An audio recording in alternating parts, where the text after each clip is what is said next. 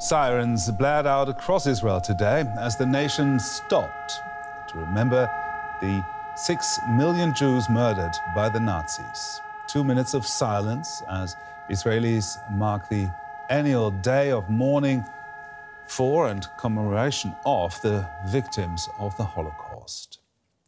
Israeli leaders also gathered before the eternal flame at Yad Vashem, the World Holocaust Remembrance Center. Among them, Prime Minister Benjamin Netanyahu and President Isaac Herzog. Now, this year's Holocaust Remembrance Day is being observed in the shadow of the Hamas terror attack of October 7th and the subsequent war in Gaza. At a ceremony on Sunday night, Netanyahu denounced what he called a volcano of anti-Semitism and took aim at Israel's international critics. 80 years ago, in the Holocaust, the Jewish people were totally defenseless against those who sought our destruction. No nation came to our aid. Today, we again confront enemies bent on our destruction. I say to the leaders of the world, no amount of pressure, no decision by any international forum will stop Israel from defending itself. As the Prime Minister of Israel, the one and only Jewish state, I pledge here today from Jerusalem on this Holocaust Remembrance Day. If Israel is forced to stand alone, Israel will stand alone. Israel's Prime Minister Benjamin Netanyahu there. I'm now very pleased to welcome the Rabbi Abraham Cooper in the studio. He's Associate Dean of the Simon Wiesenthal Center, a Jewish human rights organization. He's also the chairman of the U.S. Commission on International Religious Freedom, which gives policy advice to the U.S. government. Thank you for joining us here on this very special day in the studio. Now, this is the first Holocaust Remembrance Day since October 7, the terror attacks then. When you think back to a year ago and then look at the situation now, what are your thoughts? Well, as far as the Jewish people are concerned, a year ago, there's tremendous divisions, ideological, religious, political. You know, Jews do like to argue a lot. October 7th just saw those divisions, not only in Israel, but even in the diaspora melt away, because it was understood that October 7th it was something different. And in a sense, it's its own existential threat. When that happens, the Jewish family tends to come together. On the other hand, you know, the Holocaust was, if you will, industrial-sized mass murder, genocide. And everything was done to depersonalize the contact between the murderers and the victim, to cover up what had taken place. October 7th, in a sense, was the exact opposite. Looking for families, broadcasting it back home, calling mom and dad in Gaza saying, I killed 10 Jews with my own hands. So I think a lot of the survivors of October 7th have been looking to the survivors of the Holocaust for, if you will, a lifeline, for guidance. Like, how could you pick up the pieces after? Where do we go from here? And so there is, I think, one other very important issue, and that is that denial has become a weapon. Denial of the Holocaust by the Iranians and others, and denial of the reality of what happened on October 7th by Hamas and Hamas's supporters around the world. It's almost unbelievable, but if you can deny the Holocaust, you can pretty much deny anything. So we just saw Netanyahu there speaking in Jerusalem. So you think he's right to draw parallels with the Holocaust there? I think it's simply unavoidable. I worked for the Simon Wiesenthal Center. Mr. Wiesenthal was the famous Nazi hunter who worked very hard to not draw parallels directly between one genocide and another, each in its own right stands alone.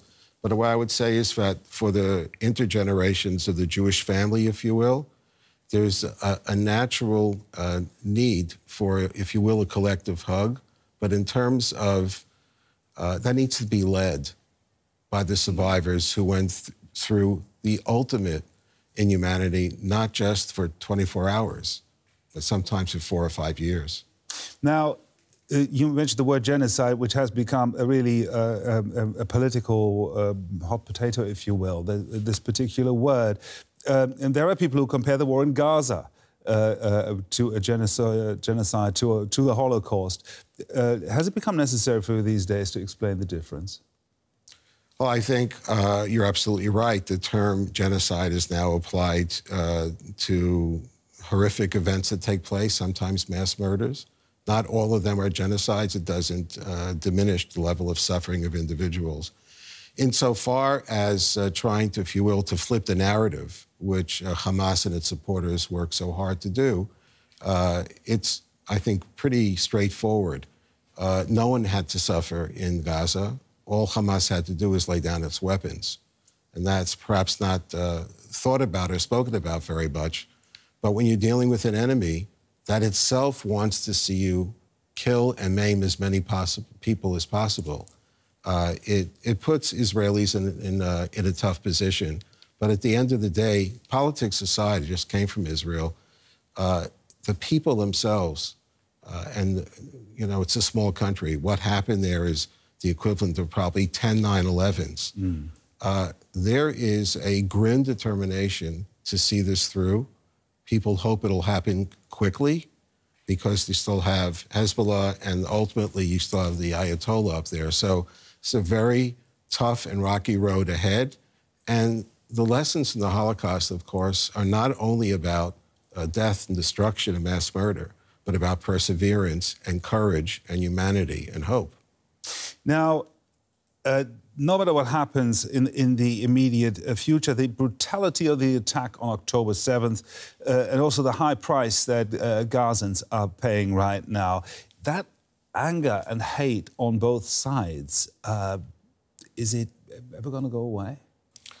I can't speak for the people in Gaza. I know that, unfortunately, getting education through UNRWA has sort of kept a lot of that hatred boiling for quite a while before October 7th. I think from the point of view of Israelis, I think their hatred is focused on the enemy. And I think the vast majority of Israelis don't see all Palestinians as, quote unquote, the enemy. Nonetheless, the numbers, the polling that's taken place, the endorsement of what took place on October 7th, and then the denial, which we're hearing more and more about, that it was all a concoction made up, that's what raises, of course, the level of anger to fever pitch among Israel. But I think that the day after will come, and in the Middle East, as fast as these horrific events take place, the day after sometimes brings some promises of hope. Right now, we don't see any on the horizon, but Simon Wiesenthal himself was once asked if he believed in miracles, and he said, well, I'm not a religious man. And when I look at the Middle East, I think objectively, but in order to be an optimist in the Middle East, you have to believe in miracles. He's right. Let's change the subject and look at the spike of anti-Semitism, especially on U.S. campuses, universities. We've seen the pro-Palestinian protesters at Columbia, other universities across the U.S. Your colleague, Jim Burke, the CEO of the Simon Wiesenthal Center, had this to say. I think we have a piece of graphics there to go with it. Anyway, I'll just read it. We are witnessing the abject failure of universities to hold accountable those who have hijacked university campuses and failed to protect Jewish students, faculty, staff, and other supporters of Israel. Immediate action must be taken. Would you agree with that sentiment? Is it only a failure of the universities? I think at the end of the day, when some of those universities' parents are paying $90,000 US a year for tuition, it's a contract. People go to university to study. And yes, it is a failure in the part of administrations. And as been reported here, Qatar has invested over $4 billion in elite American universities over the years. And I think also in watching some of the university presidents being interrogated on Capitol Hill, they're all reading statements drafted by lawyers. We need less lawyers. We need more leadership. You don't have that leadership, you have that kind of situation where extremists know exactly what they want to do, where they want to take the campus. They have a pretty open road in a lot of locations. And from the point of view of the Jewish community, it's a difficult but necessary wake-up call. And hopefully cooler heads will prevail. I think also what's very important is the IRA definition of anti-Semitism. I can't tell you how many university administrators have told me, if we only had a working definition, then we would be able to train our police on campus and to take the necessary action. What's missing right now? There's no moral GPS in most of these elite campuses. And it affects not only the Jewish people in this issue, but more broadly, it's just absent from the curriculum, if you will. Speaking about the moral compass, commentators say that anti-Semitism is moving from the right, where we used to see it, to the left in the US and elsewhere. Do you think that's happening? I think it has happened. It doesn't mean that neo-Nazis suddenly are, cease to exist. Yeah. They're still there. But what you're seeing here is the demonization of the Jewish state. And as far as criticizing Israel, you won't get stronger criticisms than its own Knesset or among taxi drivers.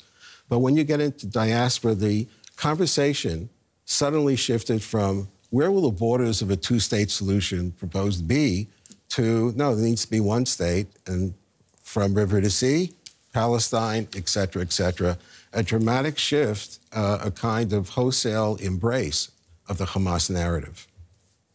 Rabbi Abraham Cooper, Associate Dean of the Wiesenthal Center, thank you very much for joining us here on the day, on this very special day.